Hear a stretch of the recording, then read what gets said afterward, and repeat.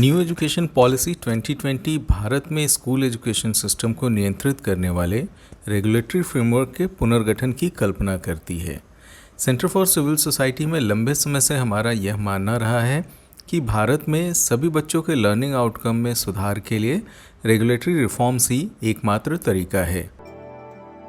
Basically के इस episode में हम एनईपी के द्वारा किए जाने वाले रिफॉर्म्स की चर्चा करेंगे और इंडियन एजुकेशन सिस्टम में बदलाव लाने में ये कितने कारगर साबित होंगे इसकी पड़ताल करेंगे। वर्तमान में राज्य सरकारें स्कूली शिक्षा में 3 प्रकार की भूमिकाओं का निर्वहन करती हैं। वे पॉलिसी बनाती हैं, प्राइवेट स्कूलों को रेगुलेट करती हैं और अपने स्कूल ऑपरेट करती हैं। इस सिस्टम में प्रॉब्लम ये है कि सरकार खुद भी स्कूल चलाती है और प्राइवेट स्कूलों को रेगुलेट भी करती है। यह ठीक वैसा ही है जैसे क्रिकेट के खेल में जो अंपायर है वो किसी एक टीम की ओर से खेल भी रहा हो। साफ है कि हितों में टकराव, शक्तियों के केंद्रीकरण और कौन क्या करता है इस पर स्पष्टता की कमी है।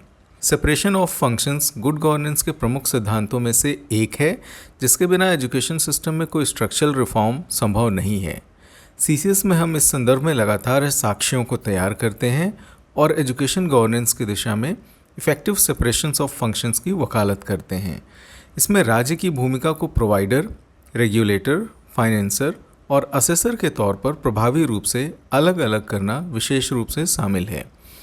हमारे रिकमेंडेशन को कंसीडर करते हुए एनईपी सरकार के इन तीनों कार्यों को अलग अलग इंडिपेंडेंट बॉडीज के रूप में गठित करता है। ओवरऑल मॉनिटरिंग और पॉलिसी मेकिंग की जिम्मेदारी डिपार्टमेंट ऑफ स्कूल एजुकेशन की होगी, जो कि K-12 एजुकेशन की अपेक्स बॉडी है। यह सर्विस डिलीवरी और एजुकेशन के रेगुलेशन में इन्वॉल्व नहीं होगी।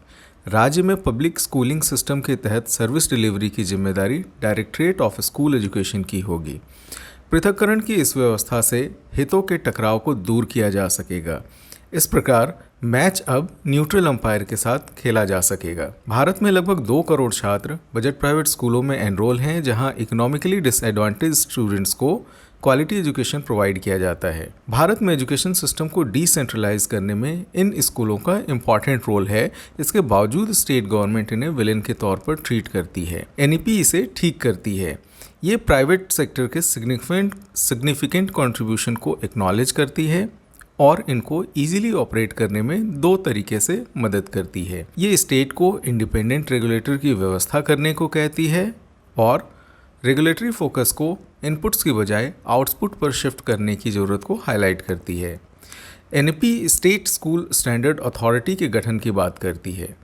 भारत में एजुकेशन कॉन्क्रीट सब्जेक्ट है। इसका मतलब ये है कि यूनियन और स्टेट दोनों गवर्नमेंट्स इसे रेगुलेट कर सकती हैं, लेकिन कुछ सालों से सेंट्रल गवर्नमेंट ने इसका जिम्मा संभाला हुआ है, जिससे स्टेट गवर्नमेंट्स के पास बहुत कम फ्रीडम बचता है।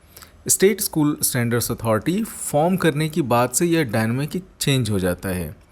सबसे इम्पॉर्टेंट बात यह है कि इंडिपेंडेंट SSSA के होने से पब्लिक और प्राइवेट दोनों स्कूलों को इक्वल ट्रीट किया जाएगा। हालांकि एक बड़ा challenge right to education act 2009 है। आरटी ने एजुकेशन तक एक्सेस इंश्योर करने की दिशा में बढ़िया काम किया है, लेकिन इसके लिए एक बड़ी कीमत चुकानी पड़ी है। प्राइवेट स्कूलों के लिए आरटी का इनपुट हैवी रिकॉग्निशन नॉर्म्स पर जोर डालने से घनी आबादी वाले अर्बन एरिया के स्कूलों को काफ़ी चुनौतियों का सामना करना पड़ रहा है। इंडिया में स्कूल एजुकेशन लंबे समय से सफ़र कर रहा है और पेंडेमिक ने इसे और बदतर किया है। एनईपी इस समस्या के असली कारणों को जानकर एक मजबूत स्ट्रक्चरल रिफॉर्म की नींव तैयार करता है।